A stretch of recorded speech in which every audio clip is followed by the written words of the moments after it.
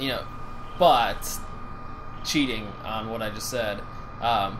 Speaking of this lead up to E3, I was not interested in Halo 5 Guardians. I was like, really? Yeah. Well, I just didn't care. I was like, okay, this is played out. Like, Halo's done. Halo's done, in my opinion. Like, Why? Because of Master Chief Collection, or no? It had nothing to do with that. What I mean is that, like, the Master Chief storyline, when you really, because I am almost an expert at the Halo lore at this point. But he's been through so much that I was kind of okay with Halo 5 being about Spartan Locke, the new guy. Like, okay, somebody pick up the mantle. Well, no. So there's a big announcement today in Game Informer where I guess Halo 5 Guardians is going to be a little bit more like Star Wars. Oh no, it's going to escape me, isn't it? There's a Star Wars team-based squad game. Republic Commando? Republic Commando. So it's going to be Halo with Republic Commando elements. Okay. Where, like, you're leading a Spartan team. Which sounds cool isn't that as hell. What... I mean, I don't know. I never played them, obviously, but isn't that kind of what Reach was? No, so Reach was, you were simply one guy, and there were other Spartans kind of hanging out with you. Like, they would go off on the other sides of the map and do other things while you did your thing. Right. Whereas this is, if you ever played Republic Commando, which I did, you have 3 guys right behind you, to your sides, and you say, go to this route. Yeah, it's point, like Ghost Recon, but Star Wars. Yeah, and it was a lot of fun. And better than Ghost Recon, because I never liked the old Ghost Recon. So, it could be really cool if you have a team of Spartans that, like, have to interact together and do really cool stuff. Yeah. That's not why I'm excited. I'm excited because I posted this on our Facebook group. Hunt the Truth, the podcast, has been blowing my mind. Have you heard about this? Hunt the Truth? No. I missed it until I was just randomly scrolling through the iTunes podcast. Is this like a Halo like ARG or something? Basically, it's their next ARG, and of course there's all the things that they've done in the past where, you know, they have the tie-in movies and then you have the virtual reality and real life stuff. So this is amazing because basically they're taking elements of Halo Legends and some of the other the lore stuff, from other different parts of the media, and they're doing a narrated journal entry kind of thing, which has turned out incredibly. So it's produced really, really well.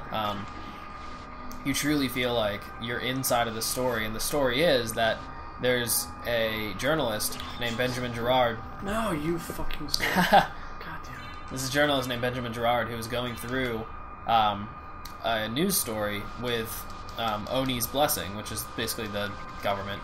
But then he starts to find that the government planted all this evidence about Master Chief that wasn't true and was trying to do a giant cover-up, and he figured it out. The government was trying to cover up Master Chief? Yeah. That seems weird. Cover up his origins. Oh, okay. So the Spartan 2 program was all experiments on 6-year-olds. And all of the 6-year-olds were mostly from outer colonies. So they were very rarely from inner colonies. So effectively, and this is huge spoilers, but, you know, we're at that point. Effectively, Oni was using kids from the outer colonies to basically incite violence and quell the outer colonies. So Master Chief, of course, before the Covenant came, the original reason for the Spartan 2s was to take care of the resistance movement that was being built up. And it's a fascinating look at his origin story that a lot of the details was already known between the comics and the anime and things like that. But now it's like wider audience. It was narrated so well, and it provides the perfect entryway into Halo 5 because you actually get to see. They've been calling Master Chief a traitor for months, and no one knew why. And I was like, "That's wild. Why would they say that?" You know. And then now we're going to learn through this podcast. There's only one episode left. There's been 11 so far. We're going to learn exactly why he was called a traitor, and it's so exciting. Like, I love when companies do these kind of out of the box ways of getting fans excited. Like, this is the kind of thing where fans are like, I want this. Like, I would love to have more information that I can just dive into. That's cool. It's been a lot of fun. I don't know how many podcasts you listen to, but there's a podcast called Serial, which I haven't listened to, but it's produced by NPR, and it's basically like any good whodunit, like movie or TV show condensed into just an audio. feed. That's and I'm cool. telling you, I'm walking around my house just like cleaning things up. All the lights are off, and there's this creepy piano play that comes in every once in a while. I was like, dun dun dun, and like you're creeped out, like you're in this. And so for someone who loves the Halo lore as much as I do, it's just perfect.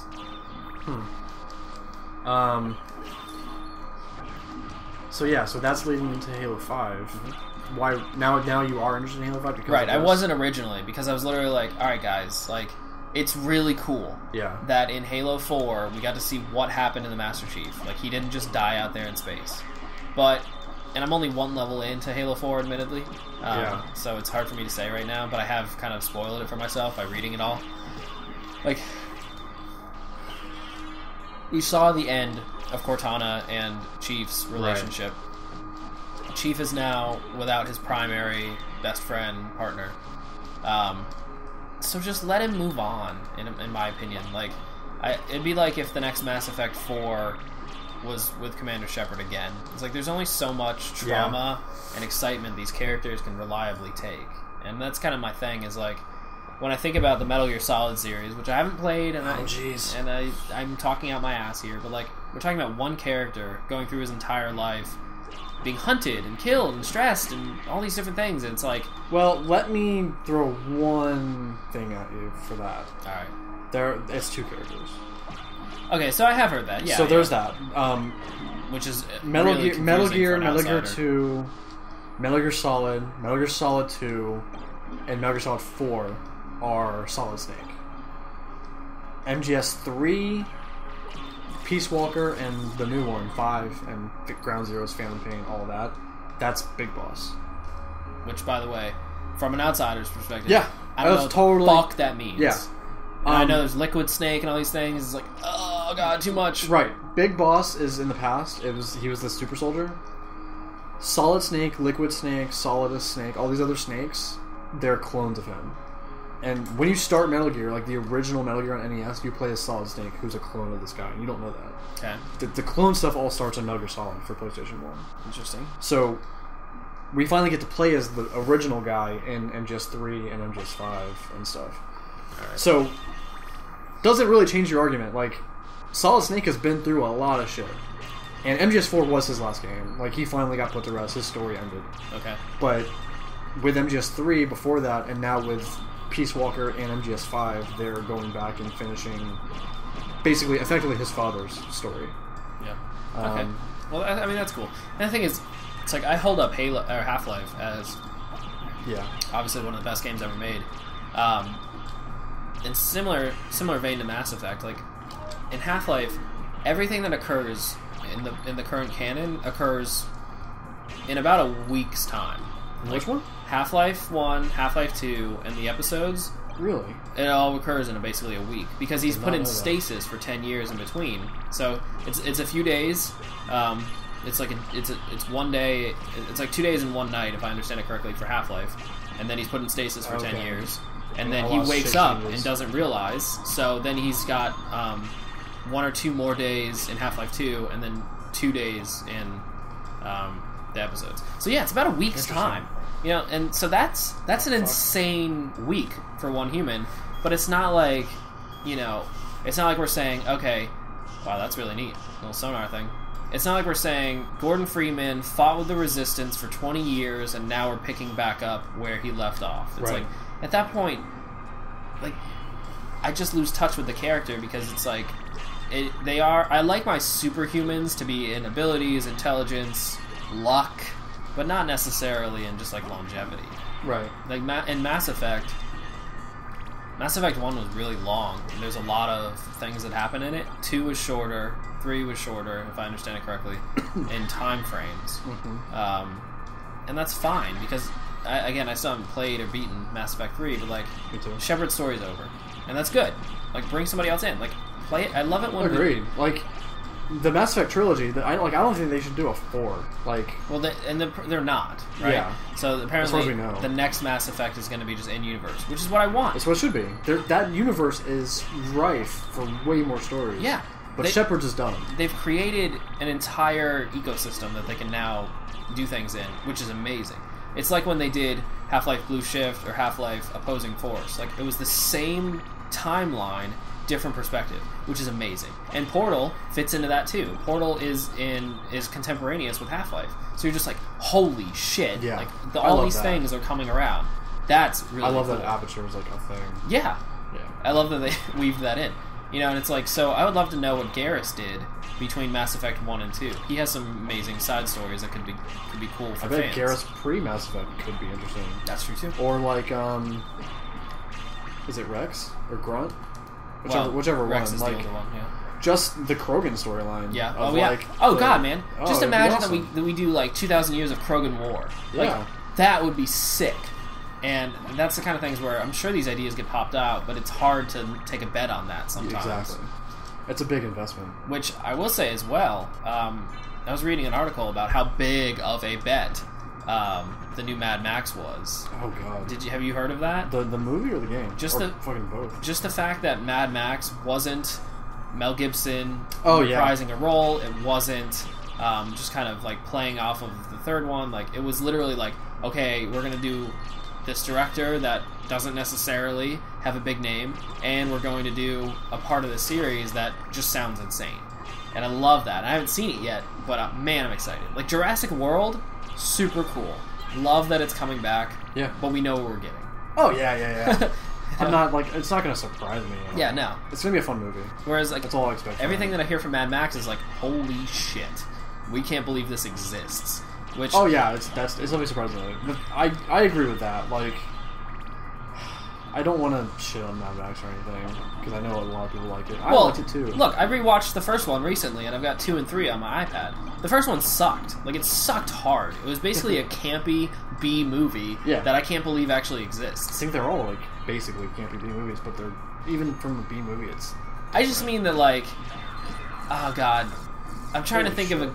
Wow. I'm trying to think of a good parallel to this, but, like, in the first Mad Max, like, you just know that, like, there are some outtakes that are actually intakes. Like, it's just, like, there's these, like, oddly placed, but, like, totally self-aware gay jokes, and the actors kind of, like, look at each other and grin as they say them, and I'm just like, come on, guys. Wow. I haven't seen any of them other than the new one. Yeah. And the new one does make me kind of want to go back and watch them. I don't expect it to change my mind about the new one. Yeah. But I do kind of want to see what the hype's about. You know, again, I don't want to play this game, but I respect it for the fact that, like, somehow every level is different. Yeah. Every enemy is unique. This is exhausting to watch and keep up with, but wow, it's a lot of different enemies and platforms. So, props to you guys. We're about to fight Legion. Legion? Yeah. I think you will like Legion. We'll see about that. It's too bad that Game Grumps is already a thing, because I feel like we kind of embody that too. So, do you know the basic idea of Game Grumps? Is that it's one's a grump and one's like not so grump. He's more like, you know, chill with everything that's going on. He's just like, yeah, I'm just along for the ride. Yeah, no, I mean, it's not that I hate gaming and gaming culture. It's just that, like, it can be, there's so much better that we could be doing with it. Stop it! No, just let me through. Getting wrecked.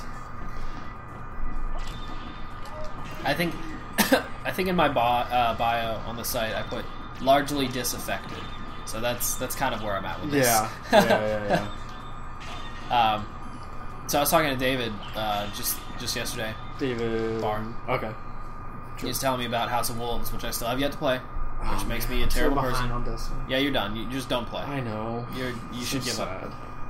And when Rebecca gets there, I'll tell her the same thing. Just don't play. You're already too behind. No, if you wait long enough.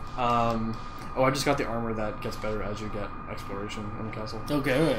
Yeah. Nice and arbitrary, just the way I like it. I feel like it's going to be like any other MMO, where if you wait long enough, you'll be able to jump in at some point. Because, like WoW, you know, now you can fucking jump in and, like, oh, we'll just, for a couple bucks, we'll just give you a level 90 character, and you can work your way to 100. I don't like that. I don't like it either, but it's... There's all this story that I never got to experience. Yeah. So, with Destiny, it's like, there will be a point where they probably have to do something universe-shattering, which you can't come back from. And it's like, okay, well, now all of the original story isn't there. Like, we have to kind of figure it out as we go. Eventually, right? I mean, Why? Think about it. Because of, like, Cloudicalism? Like, that kind of thing? Well, eventually, yes. Because, basically, what we've done in Destiny so far... All you gotta do, though, is make a time travel, Wow. where you can go back and do old stuff. Fair. I guess just, like, there's so much to do already that I just want to be realistic with the two of you. Because, like, if you jump in now... But isn't most of what you have to do grinding? And they can expedite grinding. But... Which is what will happen. Well, they've already started, actually, so yeah. Check us out. So, in this new expansion, it used to be that you'd buy armor, and then you'd have to level it up to get your light level increased. Yes. This time around, your light level is automatically at the highest, and you're just leveling up the perks. So you can go from level 32 to 34 really quickly, whereas going from 30 to 32 was a grind. So they got rid of light levels? No, it's still there. It's just they just worked everywhere. Yeah, it just made it easier to not grind.